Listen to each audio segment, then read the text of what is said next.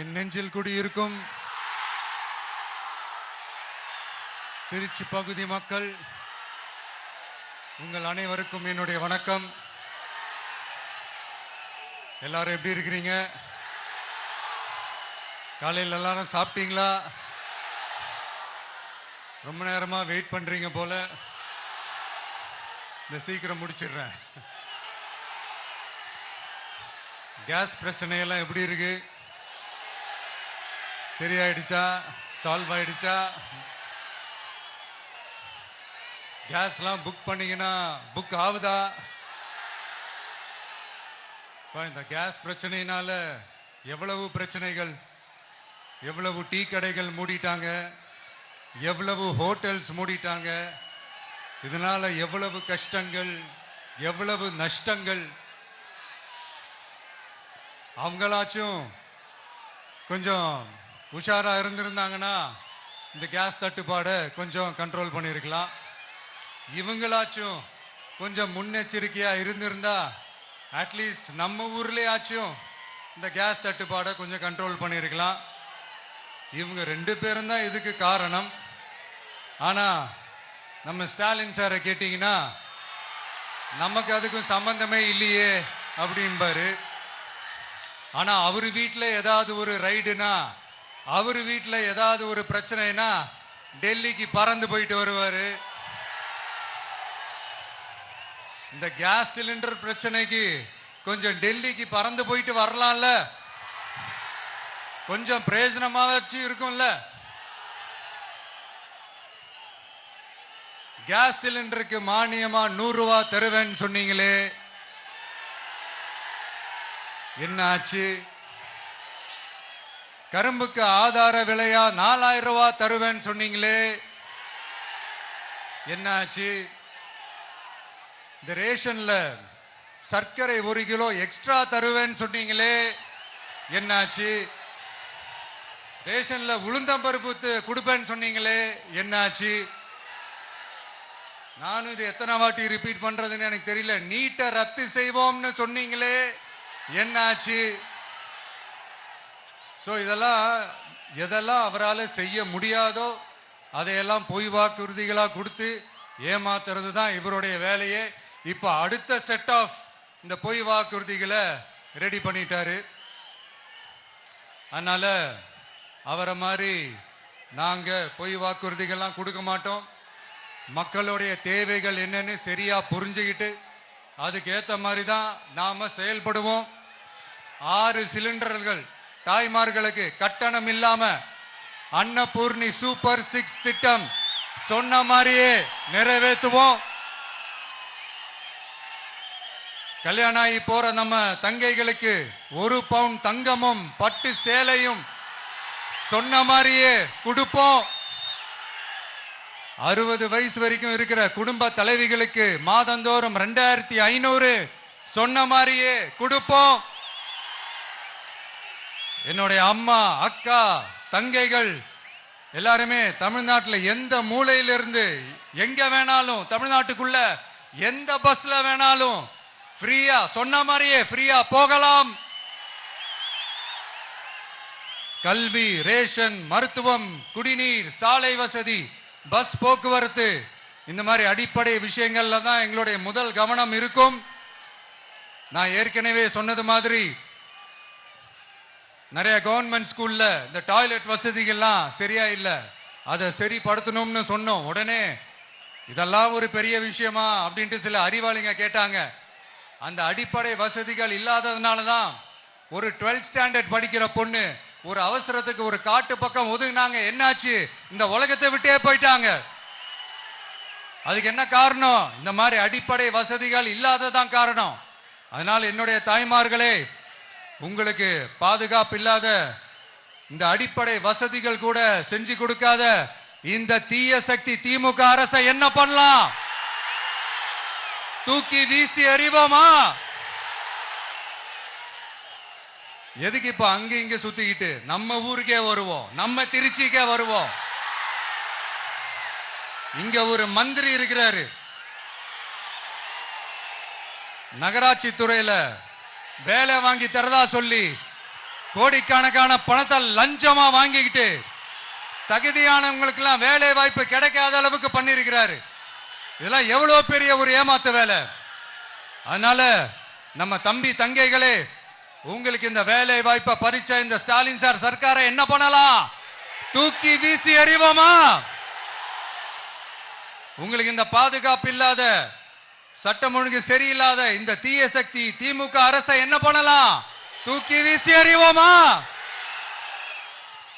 நகராட்சி துறையில மட்டுமே 1000 கோடிக்கு மேல ஊழல்னா அப்ப மத்த துறையில எல்லாம் கொஞ்சம் கணக்கு போட்டு பாருங்க, தலையெல்லாம் சுத்தி போயிடும்.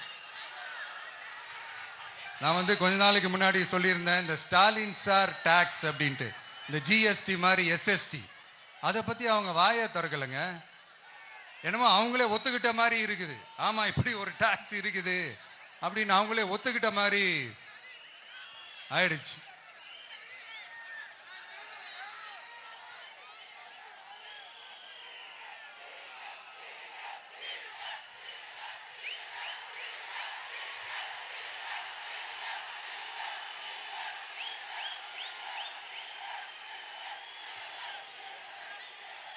இந்த கல்லூரி பேராசிரியர்கள், கல்லூரி உதவி பேராசிரியர்களுக்கு அந்த போஸ்டிங்க்கு 2000 பேருக்கு மேல அந்த வேலை கொடுப்போம்னு சொன்னாங்க. கடைசியில் எத்தனை பேருக்கு கொடுத்தாங்க தெரியுமா?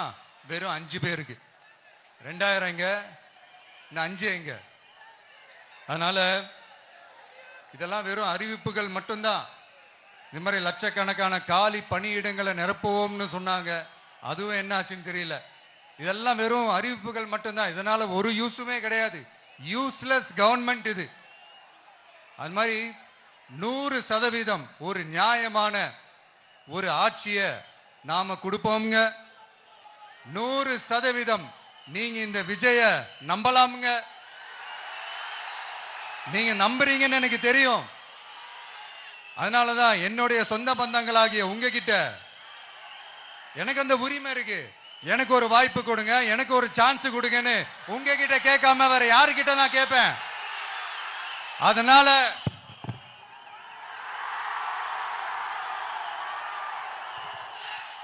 எனக்கு ஒரே ஒரு வாய்ப்பு கொடுங்க.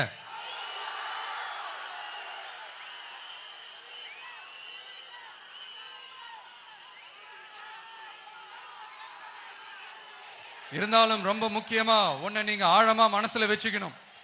இந்த எலெக்ஷன்ல திமுக ஏலத்தில் எடுத்திருக்கிற கல்லாப்பெட்டி கூட்டணியோட சேர்ந்து, அப்புறம் நாம ஏற்கனவே சொன்னோமே அந்த மற்றும் பலர் கூட்டணின்னு ஒண்ணு இருக்குல்ல, அவங்களோடும் கள்ள கூட்டணி போட்டுக்கிட்டு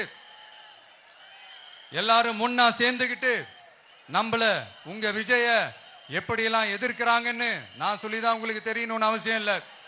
இந்த கரூர் நிகழ்ச்சி சூழ்ச்சின்னு பலர் சொல்றது மாதிரி நம்ம கடைசி படமான ஜனநாயகன், அதான் நம்ம மனசுக்கு நெருக்கமான உங்க எல்லாரோடும் நமக்கு இருக்கிற பூர்வ ஜென்ம பந்தத்தை இன்னமும் எங்க இறுக்கமா மாத்திடுமோன்னு, எங்க அது இந்த தேர்தலில் நமக்கு மிகப்பெரிய ஆயுதமா மாறிடுமோன்னு ஒரு கூட்டு சூழ்ச்சி, அதோட இன்னும் பல பல சூழ்ச்சிகள். அதனால உங்க மகன், உங்க அண்ணன், உங்க தம்பி, உங்க விஜய் கேட்கிறேன், உங்களுக்காக நீதி கேட்க வந்த எனக்கும் சேர்த்துதான் நீதி வேண்டும். அவங்க கொள்ளையடிக்க இதுவரைக்கும் எப்படி உங்களை ஏமாத்திட்டு இருக்காங்க தெரியுமா?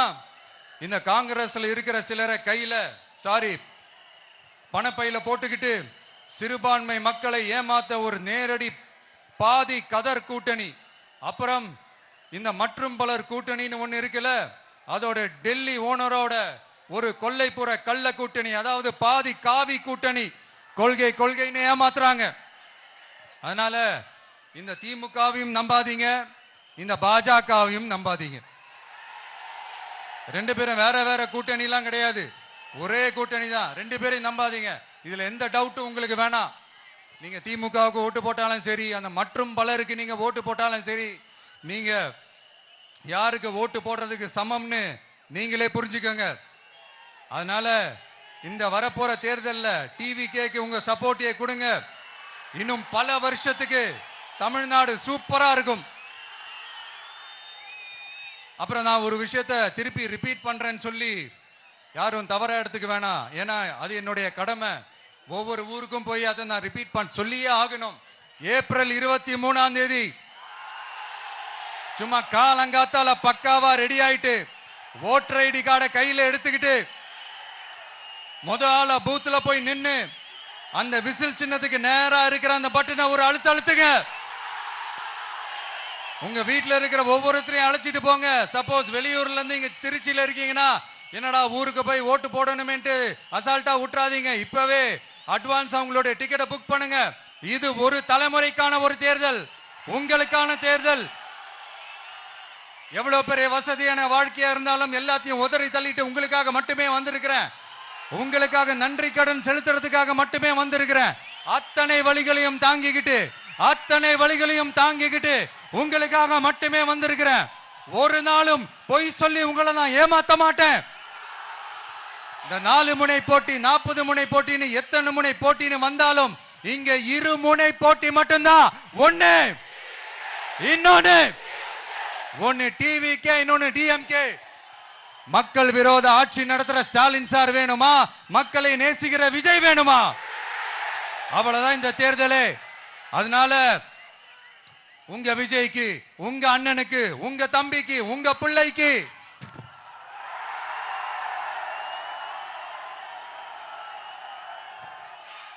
ஒரே ஒரு வாய்ப்பு கொடுங்க.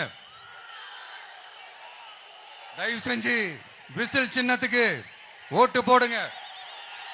இது ஒரு விசில் புரட்சி தேர்தலா இருக்கணும். இங்க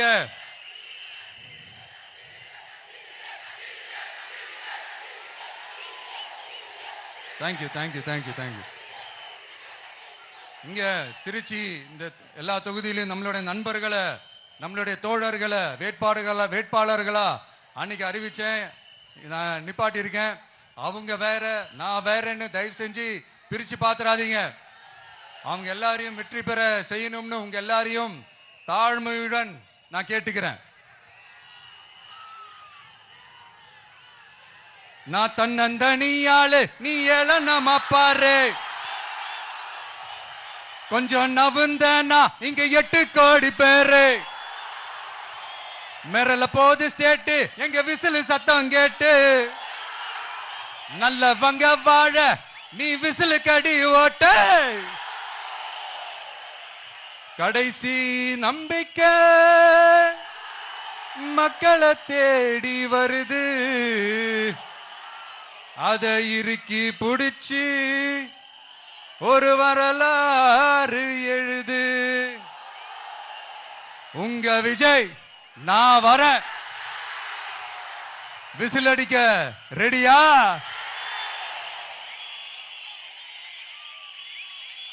கான்பிடண்டா இருங்க. நல்லதே நடக்கும்.